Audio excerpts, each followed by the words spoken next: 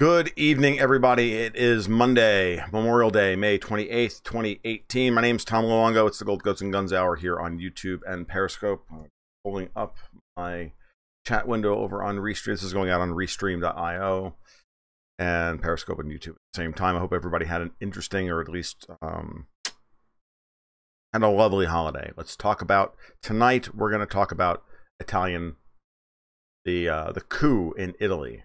So it's kind of important. I'm going to get that started once I get the chat pulled up and started. This is a little... All right, let's do this.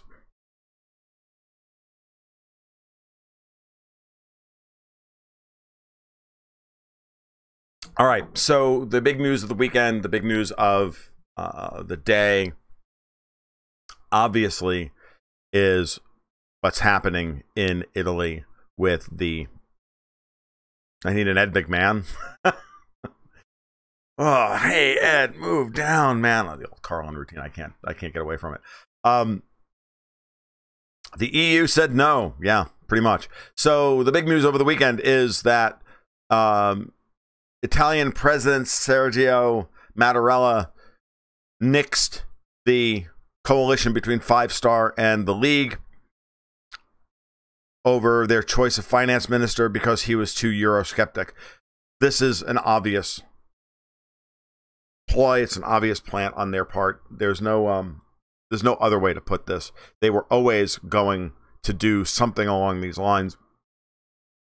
You had to figure at some point they would say no to all of this. The funny part about it is that they're never going to learn. They can't win by doing this. They can't win. All they're going to do is kick the can down the road another 2 months, 3 months, 4 months, 6 months. Eventually, someone is going to wind up lynched. I mean, it really has gotten to that point. It's absolutely stunning that they would continue to think that this is the best way for them to go forward because they need to keep the EU running. It's only going to make this worse. They had an opportunity here to say, look, okay, we know you guys aren't happy. This is how we have to deal with it. But they're not going to. They're going to just continue to double down. And it's not just the EU. You have to understand that Washington's a part of this. Okay, you have to understand that Wall Street's a part of this. The City of London is a part of this. They're the ones really driving this. When you have as much debt as the Italians have, that's going to go bad, as Italy has, as important as they are to the EU.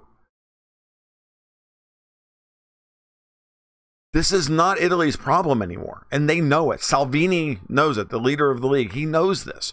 Di Maio understands this. They both are on board with this, which is why they put together the plan that they put together. Mattarella did not have the constitutional right to do what he did, and yet he did it anyway. And until someone else is, put in place, I mean, honestly, what has to happen now is what has to happen now is that somebody just needs to stand up and punch the guy who's supposedly now the sitting prime minister, who was appointed by Mattarella, punch him and throw him out of the chamber, and have Conte, the guy who the coalition agreed to, step up and say, look, I'm prime minister of Italy, and then arrest Mattarella, the president. Period. That's what the houses need to do in Italy. They literally need to stage a counter coup that is, at this point, puts that old fart in fucking jail. Period. And this is what needs to occur. And for these people to understand it. And then for Salvini and Di Maio to turn around and say, piss on it. This is who we're negotiating with. Right. User 13 reminds everybody that they're playing a game with people who are descendants from Romans. They're idiotic. They're descendants from my people. Do you want to? I mean, I can tell you right now that there's only one response that's happening in Italy right now. I mean, I'm Italian. I'm a New Yorker. I'm an Italian. The news for you. I'm 2 generations off the boat. Okay? I ain't that far removed from the homeland. And I can tell you that this is not going to play. The Italians already don't have a whole lot of respect for government as it stands. But this is retarded. And they're not going to stand up to, they're in no way, manner, shape, or form going to allow Brussels and Berlin and Wall Street and the city of London to tell them how to run their country. They're done with that crap. They've already gone through this once before when they got rid of Berlusconi back in 2011.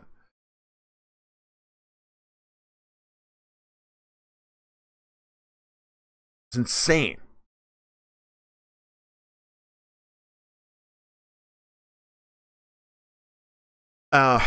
So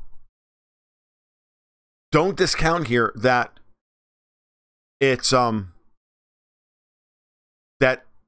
this is the US behind this as much as anybody else. We have a lot to lose here. Our banks have a lot to lose here. Yeah, they may feel like they're ring fenced and everything else, but the truth of the matter is that all the Italian banks go down, it's not going to just be contained in Europe. This is the argument that these stupid central bankers keep trying to tell us. All these people are like Kevin Bacon at the end of Animal House going, no, really, it's everybody stay calm. Everything's fine. He got flattened, if you remember. This is the reality of the situation. Okay, this is going to go from electoral protests to violence very quickly. Why do you think Merkel and Macron are pushing for an army, a grand army of the EU? Okay, this is what's going to happen is people are going to die. They're going to be strung up by their toenails and fed to dogs, and then they're going to do what they want because they will not be disrespected in that way. Oh, it's absolutely connected. TX History Level reminds us that what happened to Tommy Robinson and what's happening in Italy are connected. Yeah, they're connected thematically. Right?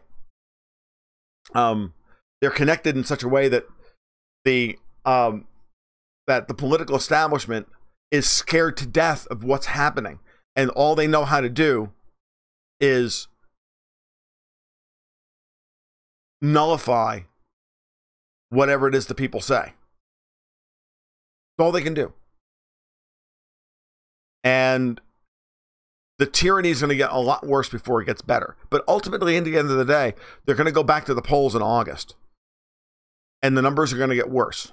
I was just reading Alexander, before I came online, before I came on, I was reading Alexander Mercouris's article over at the Dern on this to see if there was anything, if I missed anything, right? Because I wrote a blog this morning on my blog over at goldgoatsandguns.com where I went over what I thought was going on.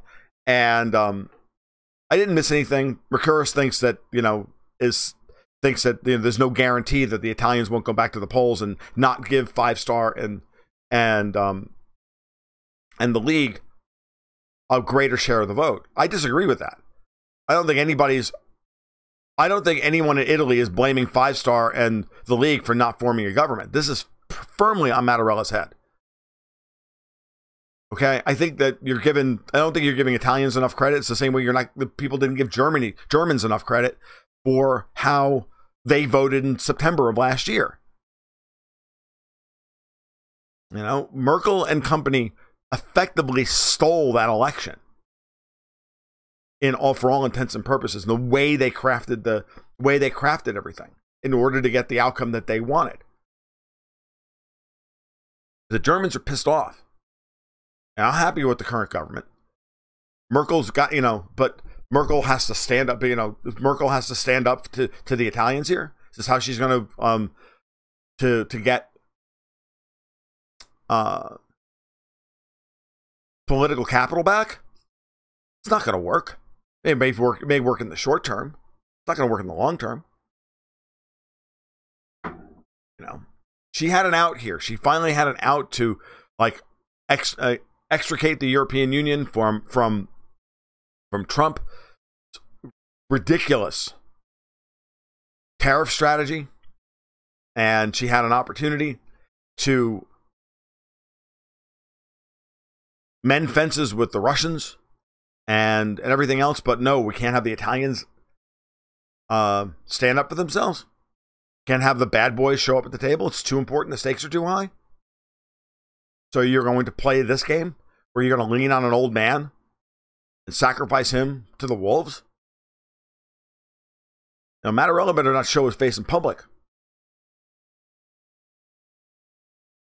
I'm telling you, this is going to end in violence. If you take away the people's ability to speak, it will end in violence. It's a lesson that Google and Facebook and Twitter and the EU and the United States and certainly the fucking police state that is the UK need to learn. You don't just go along to get along with whatever the higher ups tell you to do, and oh well, we don't have any choice in the matter. The police taking the watching this video, the police taking Tommy Robinson away today. I'm like, dudes, you cannot just go along to get along here. You're now the enemy. So if Merkel had an army, she would already be in Poland and Hungary. Hungary, certainly. Poland, I'm not so sure about. Poland is doing everything that the EU really, truly wants them to do, ultimately. Because none of the elites want the Nord Stream pipeline. And Poland is doing its level best to stop it and everything else. Of course, they said nothing. They're all on the take. The whole thing is nothing but a big, circle jerk at this point. Crazy. So, I don't know what to tell you guys. I'm actually quite disappointed with all this, but I'm not surprised. But let's be realistic. I'm also not surprised. So, not surprised at all, to be honest.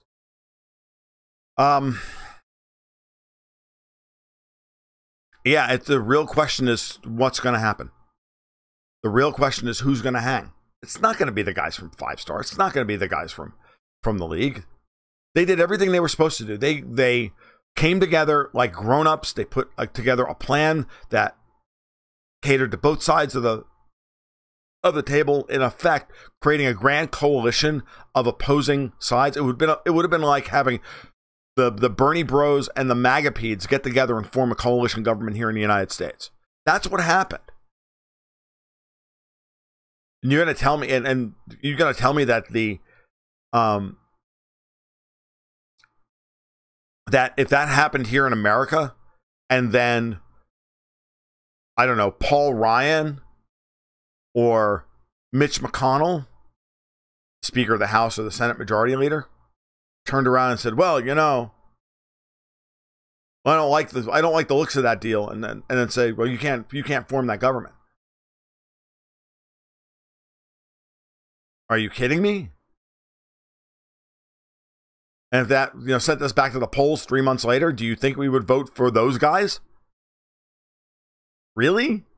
I mean, really? I can tell you what would happen in the United States. It would be an even bigger fuck you vote. Italians won't stand for this. Yeah, no, and Spain, and then we have, let's not forget that Spain is also rocked the markets, because one of the minor parties in Rajoy's cobbled together cartel government that he has in Spain is pushing for a vote of no confidence. And that's going to happen sooner rather than later. It's not going to, the coalition in Spain can't hold together either.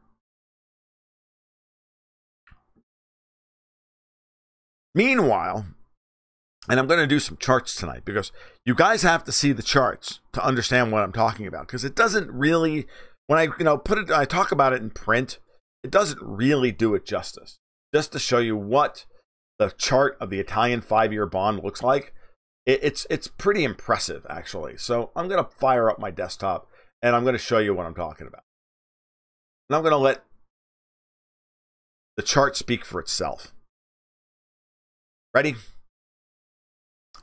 So this is the Italian 5-year bond. This big bar over here on the side, right there, that's today. This was 2 weeks ago. Italian bond yields have moved more than a full point in 2.5 weeks. And US and UK markets were closed today. Capital had nowhere to go. Mattarella pulled this over a long weekend because he knew that markets would be closed today. And that by Tuesday, they would have had 2 days to figure out how they were going to ring fence this thing and get it back under control. Okay? Italian bond yields moved 35 basis points today. Okay? Tomorrow, you're going to wake up to derivative chains having blown up, asset interest rate swap contracts blown up.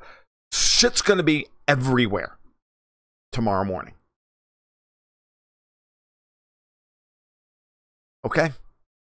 But the central banks have had 2 days to like pre-liquefy the markets and make sure that there's plenty of money for everybody to make sure that nobody goes, that everything will be fine. See, because that's what they're going to do. Because it's management of perspective economics. No, actually, it would not be a time for gold. I would be shocked if gold went on a run here. I mean, don't get me wrong. I think Europeans are buying gold. Do I think that that's going to be enough for that to overcome the selling in the Forex markets in order to cover the dollar liabilities that are going to start showing up once the dollar starts rising like a freaking freight train to the upside? Because remember, that happened today, and then this happened today.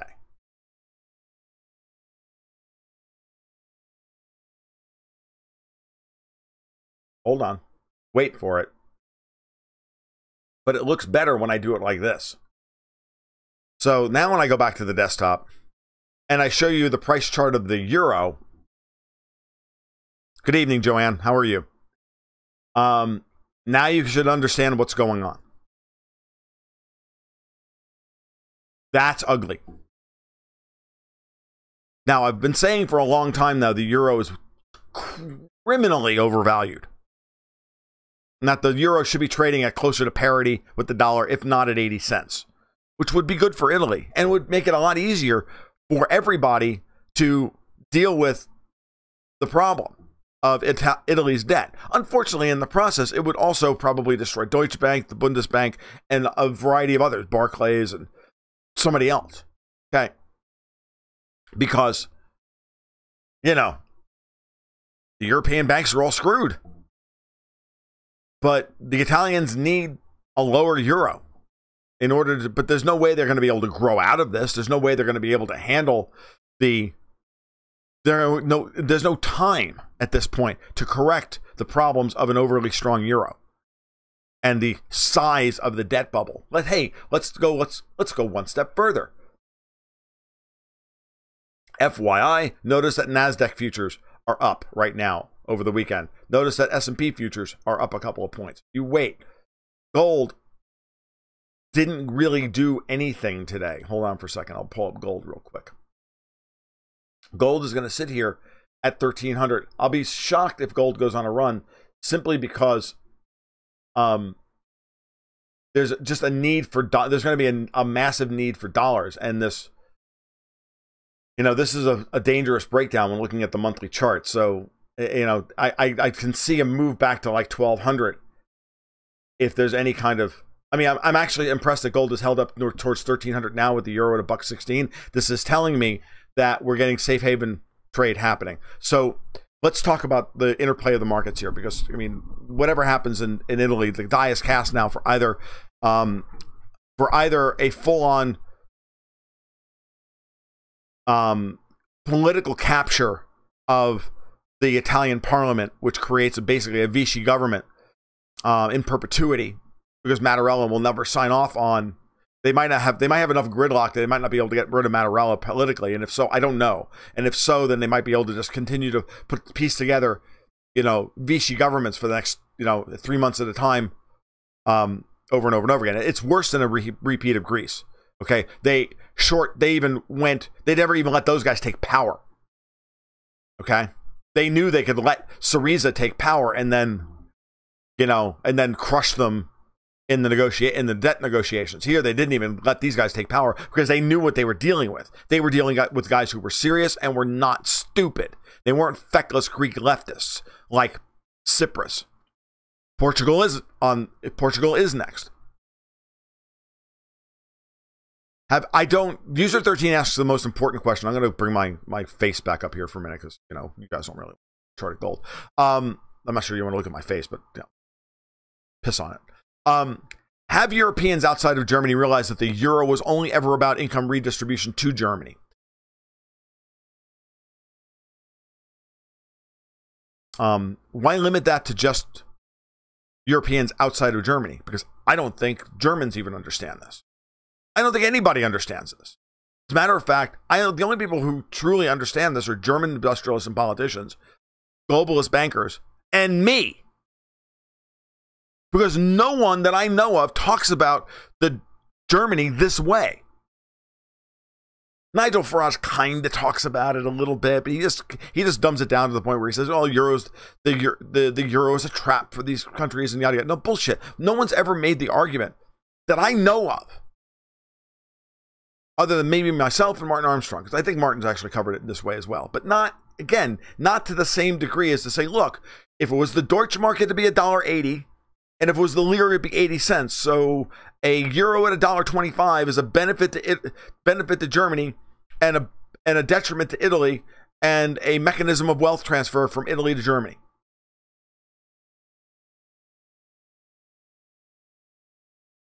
So when you really stop to look at what's happened in the last couple of weeks, you'll see that gold is, held up around $1,300 an ounce, dipped below it a little bit, attempted to break out higher, but it hasn't really collapsed, and the euro has collapsed 9 cents. Gold has not collapsed 9%, while the euro has collapsed the euro's collapsed 9 cents over $1.25. So what is that, about 8%? And gold is off $30 over its average trading range for 2018 so far. You'd say about $13.30 an ounce. So what are we talking about? Off its peak of $13.60, it's off $60 over, that's just less than 5%.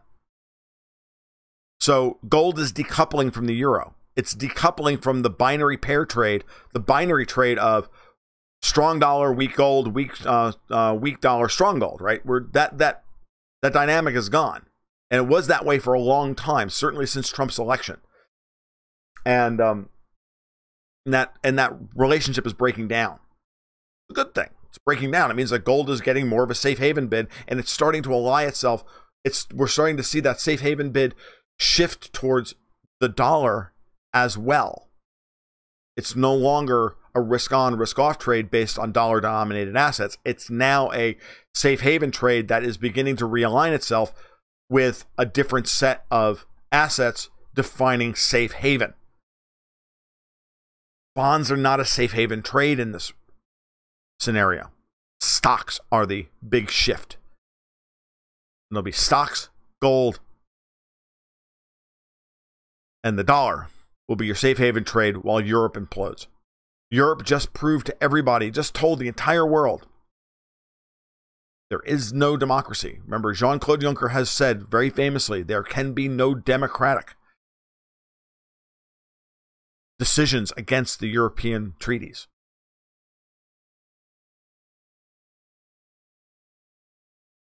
These guys like their gravy train. They believe that they believe in stroke of the pen, law of the land, kind of cool. U.S. real estate will do well in areas, and I've said this before, in areas where there's redistribution internally within the United States.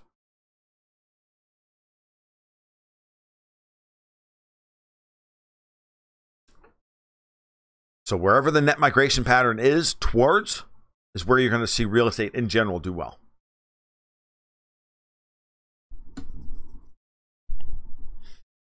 And if you sign up for the Gold, Goats, and Guns investment newsletter, you will already have known this, because I told my people this 4 months ago.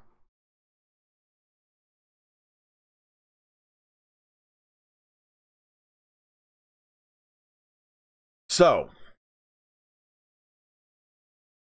what's next? Well, what's next is a sovereign debt crisis.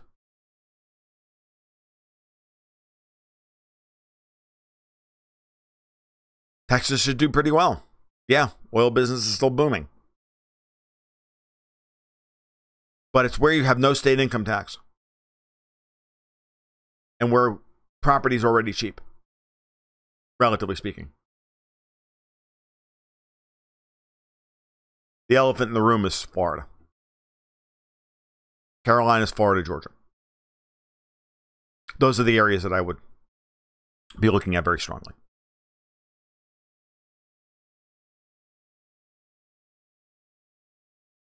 Portuguese debt looks like shit too. I'll bring it up. Just because, you know, I love looking at European bond markets. Well, I love watching the ECB fail in real time. I'm sorry, it just makes me hard. Nothing will make me happier than to watch Mario Draghi lose his job. You know, just fuck that guy. So, hey, let's Portugal. Go look at that debt. Yeah, I'm that kind of guy, right?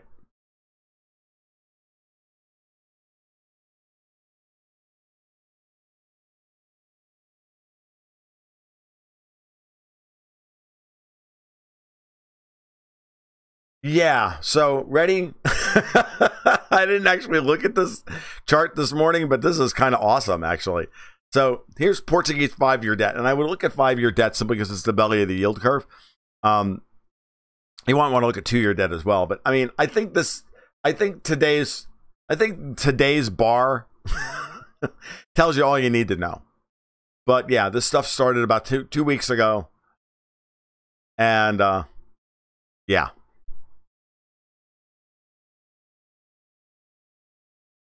There's Portugal's debt. Let's bring up Spain's debt, because it's just as much fun to bring up Spain's debt.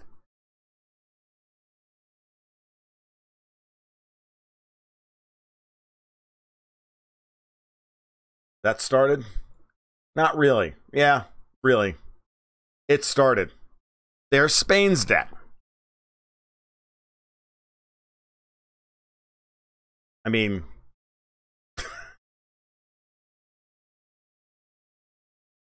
oh yeah, that one. I learned a long time ago not to try and time the markets. But I'm going to now show you something that will make you really laugh. Oh, Canada's a mess. So now let's go look at something else. Now let's go look at Russian debt, just to give you an idea. Because, you know, the Russians are isolated and they don't matter. Come on. Come on. You can do it. So this was when we put the sanctions on them a couple of weeks ago. Notice the scenario. I think the Russians are actually really happy with 6.8 on the 6.9% on the 5-year. I think they'll be happy with that. Kind of funny, actually. I don't know, guys. I just find this stuff really funny. Go back to the webcam real quick. All right. So it's insane what's actually happening. Yeah, Spain minus Barcelona. Without Catalonia, there is no Spain. Spain's a third world country. I don't mean to be mean to Spanish or anything. I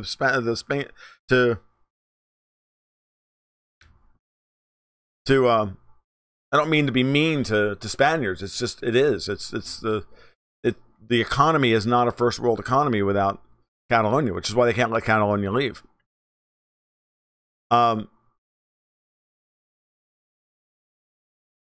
What would I do if I was president? Well, aside from bomb the poppy fields in Afghanistan and declare all the CIA guys out there traitors, I'm sorry, I it's just one of those questions that I have to answer a particular way. It's like, what would I do? In this scenario right now, I would pressure the EU I would pressure Brussels and Berlin to give up on trying to stop Brexit and to stop our economy is linked to their economy, which is linked to China's, which is linked to Russia's, which is linked to everybody else's. So it's a big question, and I'd like to answer it. And it's not that I'd like to answer it, I'm being short, but I'd like to try and give a full answer. So the first thing I would do from a Europe perspective, because Europe is the biggest problem, and everybody in politics knows that Europe's debt problems are the biggest elephant in the room.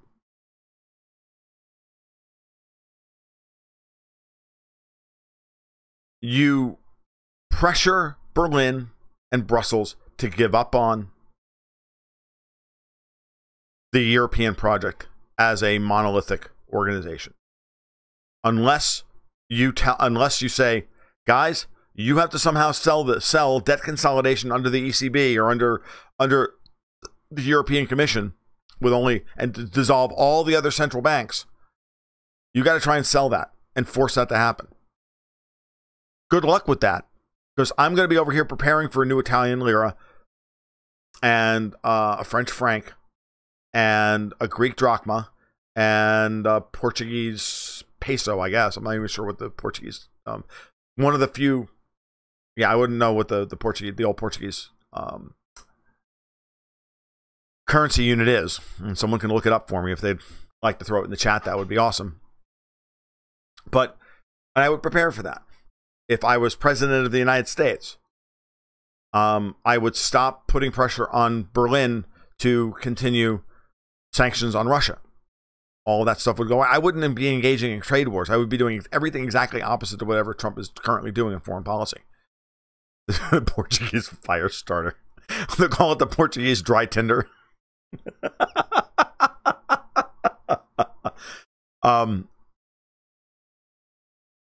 There's no armies in Europe, so you can't fight wars without armies. That's one of the advantages of the NATO model, is that there's not going to be a war in that respect. There are going to be skirmishes of people fighting amongst themselves. Yeah, let's just call it the Portuguese dry tinder. I think that works really well. And if not them, then everything else. And we can apply that to just about every other problem country in the. But I would not be engaging in a trade war. I would allow the EU to continue to put, yes, the escudo. Thank you.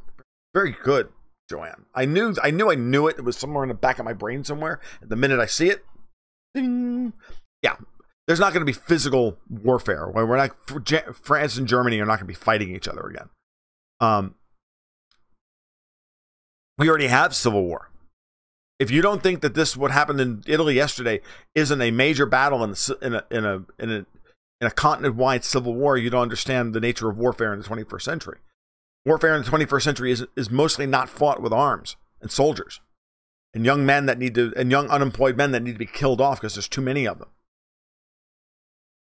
Being fought with financial weapons, being fought with politics, being fought with lawyers.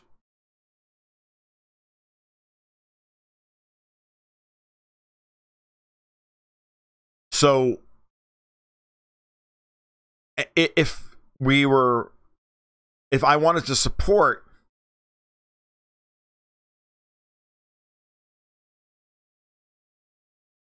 so what Carl is saying on Periscope, for those of you on YouTube, is he tell Greece and Italy to leave the ECB, don't pay your debts, get them to join the Hungary and Poland, etc. Yeah, I mean, that's what's going to happen eventually, or what should happen. But remember, the EU won't let them leave politically. You don't understand.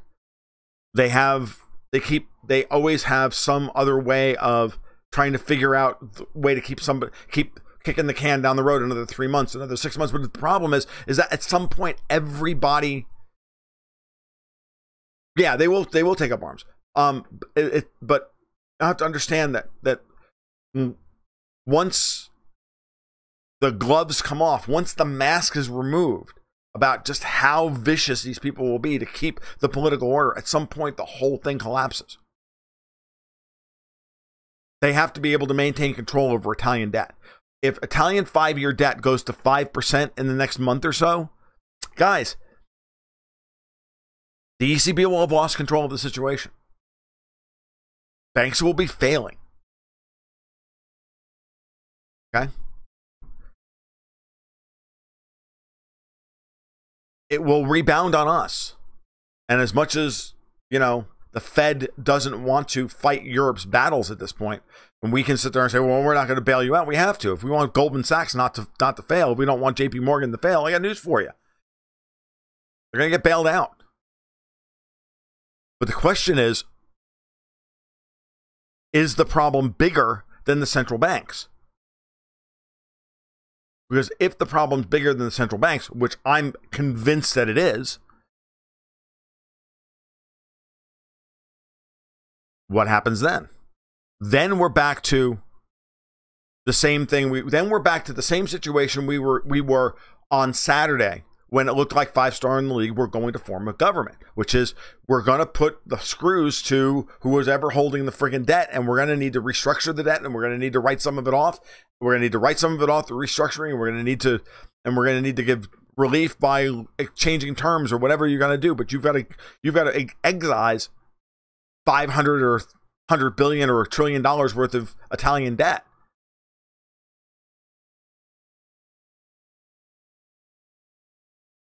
Okay. But it's going to get worse, much worse before it gets better. And they will not give an inch. Juncker likes his junkets. He wants his, and he believes in the European Union. These guys are religious fanatics. And they will not allow this union to break up if they can help it. Carl, I agree with you. They need to get rid of Mattarella. Now the question is, will they or can they? I don't know the procedure.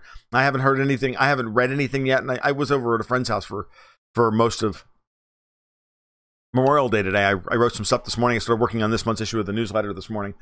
And then when I went out for the afternoon and have lunch and watch a movie and stuff and hang out with my friends on the other side of town. We just got back, which was why I was late getting on this evening. And so I haven't read anything from anybody yet about, what's the procedure? And if anybody does know what the procedure would be for getting rid of the president, I think it's simply just either a majority vote in both houses, but it may be a super majority, maybe a 60% majority. And if it's a 60% majority, it's going to be very difficult to get rid of Mattarella because I think they've got enough votes in Parliament as it stands right now to block that. But a second election in August may change that dynamic again. Right, and then you can put in whatever they can put in whatever president they want. I vote. They can put me in charge. I'm not going to block. You can make me the figurehead Italian president. I got news. I got news for you. I'll be happy to take on that job. Yeah, you guys do whatever you want. Yep, that's constitutional. I can read a contract. I'm good. I'd be happy to do it. I don't even want any power. I can be president of Italy from my office, for fuck's sake. For all the power the thing actually the position's actually supposed to have. So yeah, I mean, Carl, I agree with all of what you're saying. I'm hip to that dynamic. And Carl saying that M5S wants to drop Mattarella. Obviously, we're going to get new elections most likely. And they should get more seats. I would expect that at this point, you easily see, they're polling it together. The league and M5S are together polling around 56% right now. That could easily move to 60 or 62% by August. Because remember, together they just barely cleared 50 in the beginning of March. Here we are at the end of May. 10 weeks later, and they're at 56. And that 50 and those numbers went up the minute they sat down to sat down and act like grown-ups and form a coalition. So this is not going to rebound badly on them. I don't think they lose any political capital here. As a matter of fact, I think they gain everything. Okay. And I haven't been wrong about any of the movements in the Italian elections, the Italian political situation in 3 years of my watching this. From the first time Venice voted to secede from Italy, I knew that this was going to be and they did that one back in 2014, so it's 3 or 4 years ago. It's almost 4 years ago now. I think it was 2014. You guys can look it up for me if you want, but I knew then that they were going to be a problem, that Italy was going to eventually be a problem. When you take that plus the size of the Italian debt, you could just see that these internal divisions were going to eventually blossom, that eventually the North was going to want to secede on its own. And then freaking Merkel just added gasoline, she just threw freaking jet fuel, JP4, onto a freaking bonfire with the stupid unbridled immigration. And then Soros is bringing them all in through freaking Italy, for Christ's sake. I mean, seriously, it's so heinous that now you radicalize the entire South that's straining and dying under austerity and under this freaking German austerity bullshit. What they don't understand.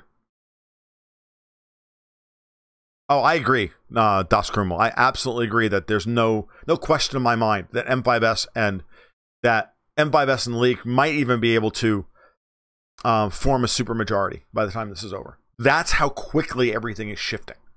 I don't think the League has truly gotten off the ground yet as a national party, and they're polling.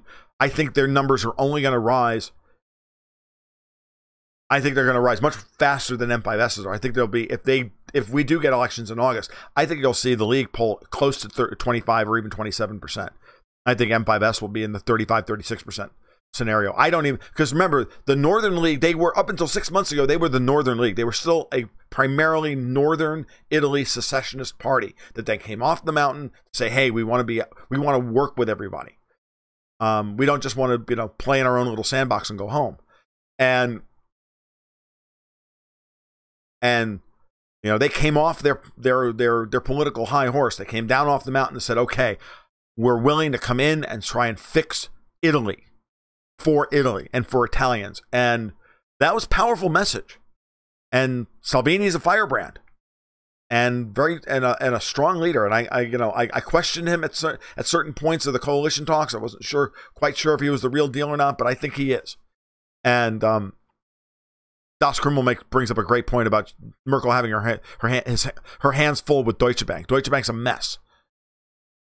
Rising USD is only making everything worse. Yes, but at the same time, an overly strong euro is bankrupting Italy. So it's either keep the euro strong enough to salvage Germany, and continue to bankrupt Italy and continue to bankrupt the Southern Europe, thereby inflaming political passions and forcing and creating the exact same problem and continuing the same dynamic, which is put everybody in debt. It's going to continue putting everybody in debt. The ECB is the marginal buyer of Italian debt for over a year now, if not the only buyer of Italian debt for the last year. You can't just keep kicking this can down the road. Everybody knows this now. At some point, the markets have to just call bullshit on the whole thing and send rates to 5%. And call Draghi's bluff. What are you going to do? And they're calling his bluff right now. We can't keep this shit under control. Go look across the board at European bond yields. I threw up three of those early, but go look at German debt. It's straining at the hilt to want to rise, and the Americans are helping to, and the Americans are helping this by pulling back on dollar liquidity. And don't kid yourself, we're doing it on purpose. The right play here for Merkel is to embrace what the offer that Italy is giving them, even though that offer is terrible for them. They are M5S and the League were offering a way for Merkel to get out from underneath this without Italy leaving the euro. and they fell for the trap. But she can't sell $250 to $300 billion worth of debt restructuring to the German people. At least she doesn't think she can, but she has to. They've got to lift the sanctions, and Italy would have done that for her. She would have gained all the political capital in the world to lift the Russian sanctions, allow the Nord Stream pipeline, greenlight a new South Stream pipeline to Bulgaria, make nice with the Russians, tell Trump to go fuck himself, because Trump's been sitting here dissing her over and over again. Stand up to the man. You'll gain political capital. You're already seen as a Washington stooge. Now they're abusing you, for Christ's sake, and you're our chancellor, which we don't want, and we didn't really want you to be. I mean, look at the dynamic within Germany and realize that Merkel, if she wants to survive this term, can't keep doing what she's doing. Can't just keep going along to get along. It's got to be, this is your opportunity to make a good deal.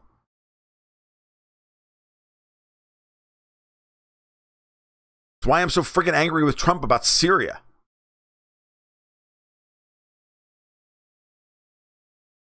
Obama did, you can argue Obama or Yellen, but it's the same thing. No one wanted the U.S. to raise rates. We put it off for over a year.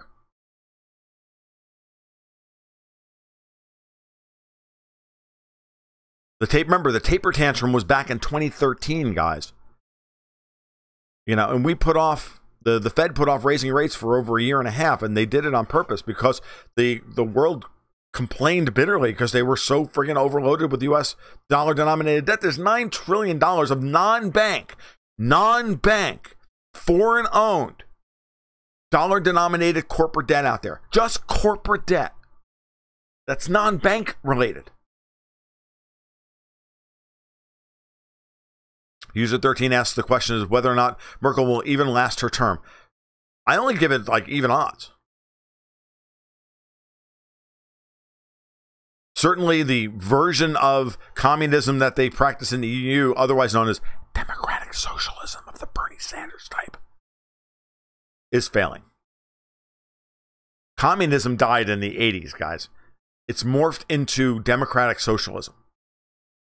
Kind of cartel democratic systems. These democratic corporatocracies are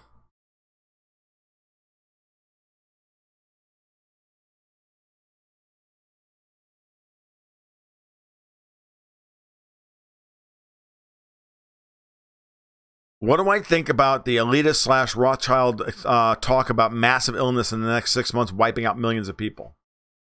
Unless it's a bioengineered thing that they're going to loose on the population.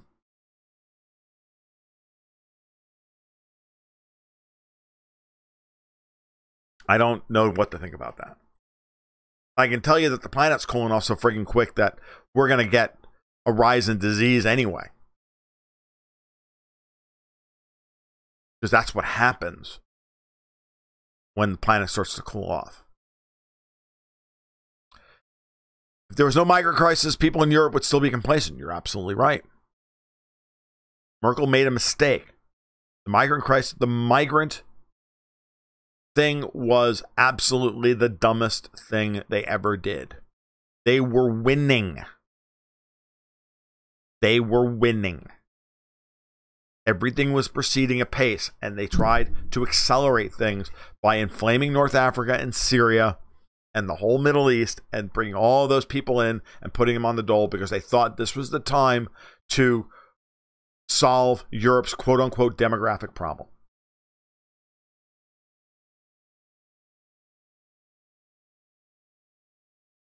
Carl, you're right. The elite won't go down quietly. They're going to kick and scratch and at every turn.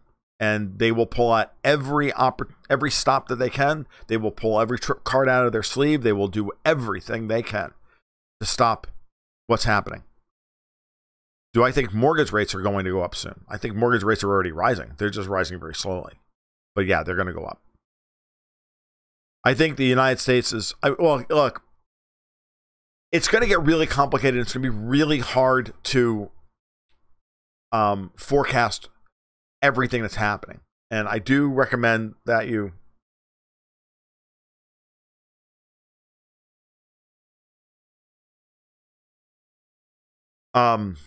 Israel and Saudi Arabia are not capable of, quote unquote, taking care of Syria. The Russians will be the guarantor of Syria. The question is whether or not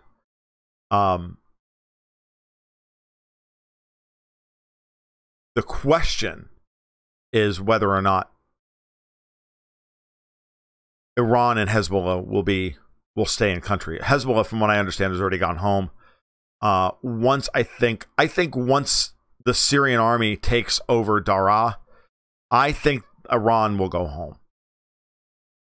Because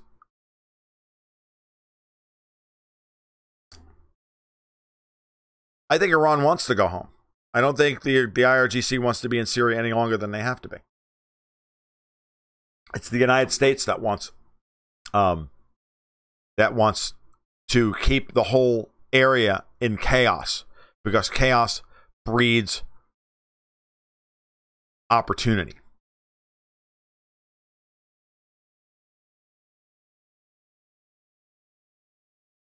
I don't want to talk about that stuff tonight.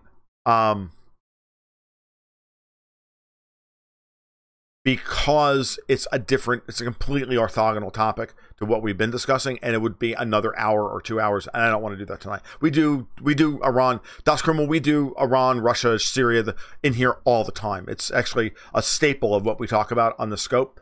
But I don't want to do it tonight. So I want to kind of stick with Europe, and we'll discuss that probably I'll probably do one of these on Wednesday. Well, maybe, because I've got a busy schedule on Wednesday, because I'm going to be doing Fault Lines with Lee Stranahan and Garland Nixon again Wednesday morning at 9:40. We confirmed that this morning. And we normally do this also on Monday nights at 8 and Friday nights at 9, and then Catch Ken on YouTube at other times during the week as well. So, there will be plenty to discuss about that situation, but for right now, Europe's the big deal. So, oh yeah, I absolutely read Martin Armstrong. I read a lot of people, but I do read Martin.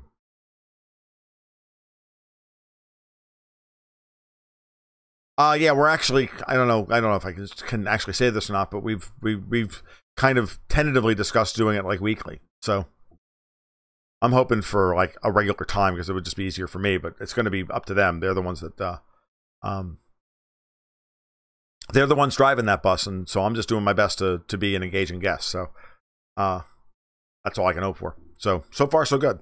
So third time with them this week, and hopefully that will continue into the future. And tomorrow, my first original article for Strategic Culture Foundation will go live. When I understand, I got an offer from them earlier, a couple of weeks ago. I haven't talked about it publicly because it was final, but yeah, I'll be writing for them once a week,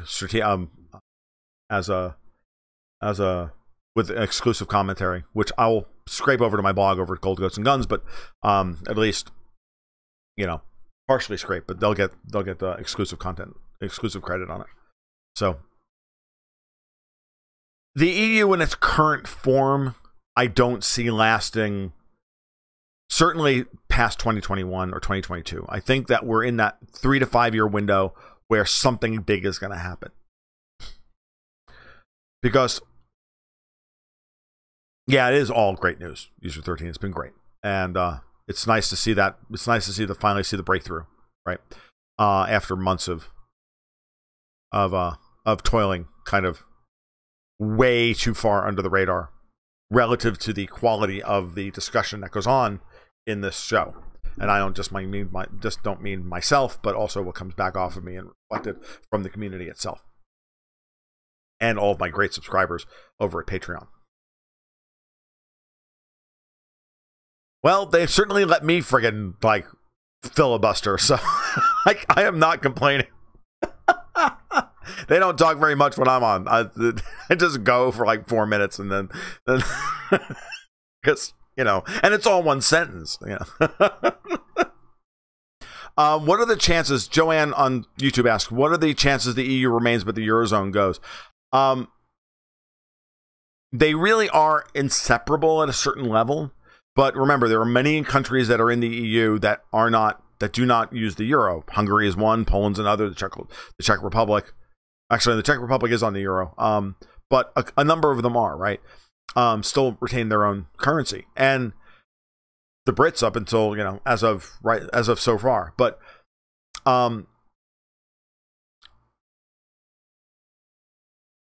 what's being fought at this point is countries that are currently part of the euro zone will not be allowed to leave either. Right? Either the EU or the euro. They have to, if they're in both, they have to stay in both. It's not an either. They don't get to pick and choose at this point. That's not the way these guys are going to play in that game. You are part of this dysfunctional family, like it or not, hell or high water. We have global government to create. And what's sad is watching these people refuse to understand that the ground is shifted in so thoroughly against them that they're not going to be able to continue to enforce these edicts for much longer. So the chances are that countries like Italy, if they try to leave the euro while staying in the EU, those guys will just kick them out anyway. Oh, it absolutely. I mean, it's called this EU Hotel California years ago. I think literally like one of the first weekly podcasts I did for Newsmax when I went to work for them back in 2013 was that. And I used to used to pick a theme for the week, and it was kind of cool, and it was Hotel California came up like almost immediately because we were discussing. I think I was discussing what was going to happen in Greece because it was back in 2013. We were like still talking about somebody leaving, the potential for somebody to leave the euro zone back then, and this has been going on, and it's been building and building and building, and now we're at that point where it's gonna, it's going to happen. And at some point, it's going to happen unilaterally.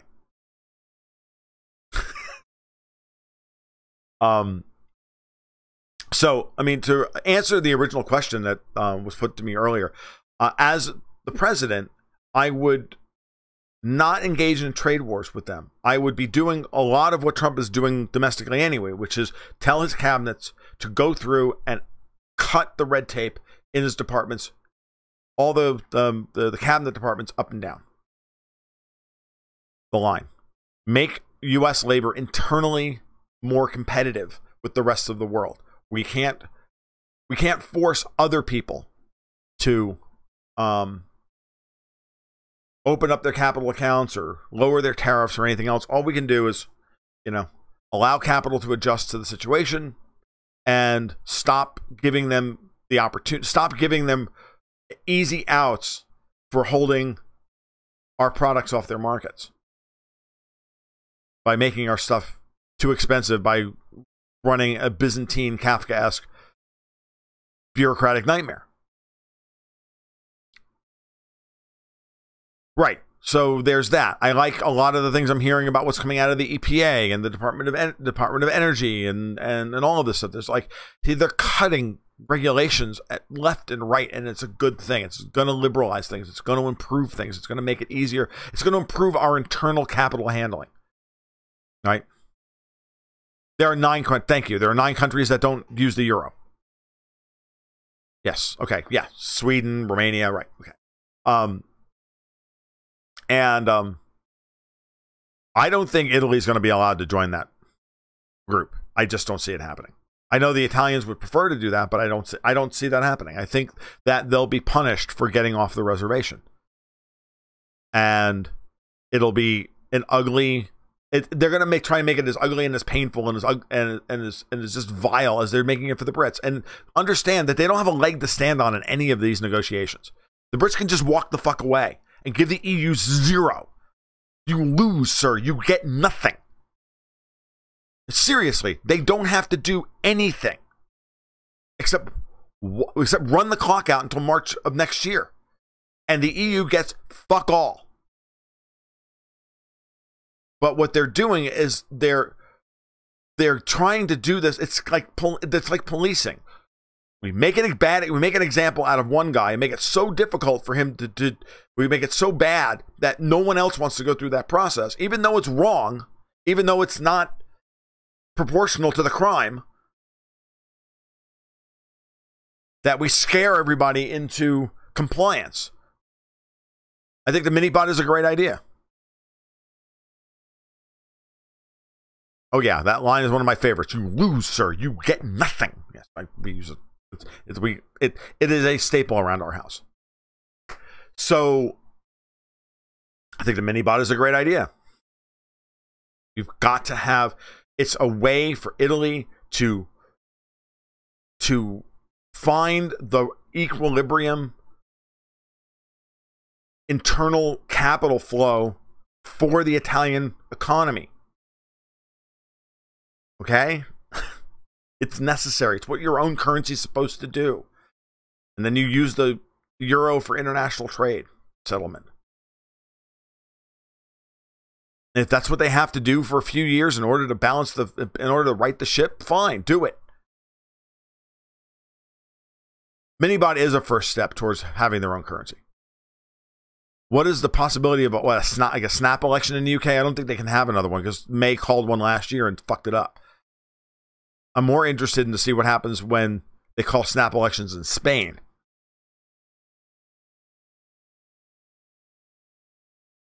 Now, the next step in Italy is that Mattarella is going to try desperately to push off any new elections till next year.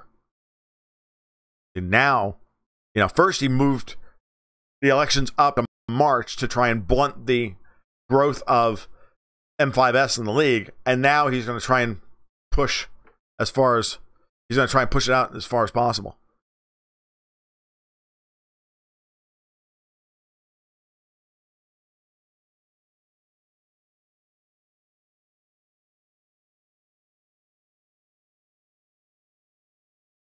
So user 13 reminds us that the grinding down of the culture here is unbearable. I happen to know where she lives, but I can't imagine how bad it is in Europe. That has to be driving the mood as well in Italy. Yeah. So here in America, we are grinding our culture down into the dirt, and it's it can't be any better. I mean, I have to tell you, Mediterraneans are not rational people. Okay, we're not. I don't know if you were here at the beginning. I was kind of crowing, but I'm Italian. I'm second generation. Both, all legs back to my grandparents. All came over on the boat between 1906 and 1915. Settled in New York, and immediately began speaking English and banned Italian from our household, or their households. So the kids all grew up speaking English and knowing almost no Italian. I only know how to curse in Italian, and not even really that well, to be honest with you.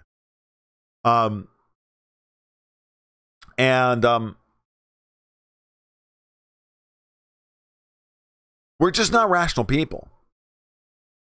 Okay, we're fundamentally anti-authoritarian people. The Italians don't like their government in the first place, and they certainly don't like somebody else ruling them from the outside. I like to say that, we ruled the world once and figured out that ruling the world sucks. And it's kind of been something of a kind of a cultural trademark for the last, 1800 years, which is that government, monolithic government just doesn't fit the Italian psyche very well. Yeah, I saw that about northern Germany. I note that how strong AfD is in much of the old East Germany. And I also noted how last year how badly the SPD did in the Rhineland Westphalia provincial or state elections, and I was shocked. Yeah, the Italians, we're not big on rules, and we're certainly not big on government. I really do believe that at a certain level, we just kind of believe that government's kind of performance art, and I joke about that, but this is the moment where these are the kinds of moments where that kind of cultural energy or cultural identity that take over. And there's going to be a fundamental clash between the Italians and the Germans over how this is going to go down. And it's not going to be good. And there's going to come a point where the Italians are just going to tell Brussels/Berlin, I don't care how much this costs you. I don't care. This is your problem now. Because remember, guys, when you owe the bank $1,000, it's your problem. And when you owe the bank $222 billion, it's their problem.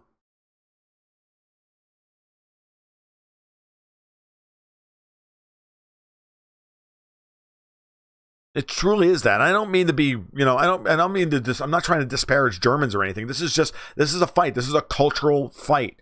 This is one of those, I understand, where the German where the German people are and what they voted for last fall. They don't want to bail out. They don't want to be bailing out Southern Europe, even though what they don't understand is that they have been the beneficiary of the euro. And much of the debt that these countries are carrying is a function of a currency mismatch between the price of each one's labor that has rolled effectively unearned wealth up to the German people for the last 25 years. And it's, there comes a point where you just have to let it go and go, look, Greece needs to be let go of their debts. They've paid their friggin' bill over like 5 times over, for fuck's sake. But no one but no one in the German political elite is going to explain that. So, I know. Merkel's an old commie. She's Stasi. She's ex-Stasi, for fuck's sake. And childless. And this is the thing that really bothers me about most of the European leadership is that they're all childless. None of them are parents. None of them have any sense of truly serving something that they love that's greater than themselves. They're all enamored of ideas and they're not grounded by the reality of being a parent. And it's a real failing on the part of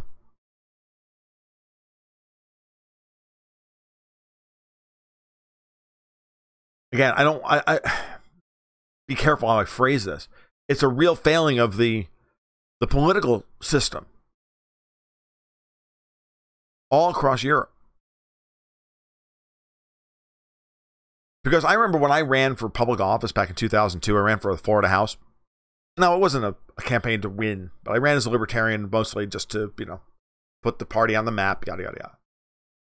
But I will tell you, this is up here in rural North Florida, and I'm a confrontational, well-spoken, obnoxious Italian Yankee.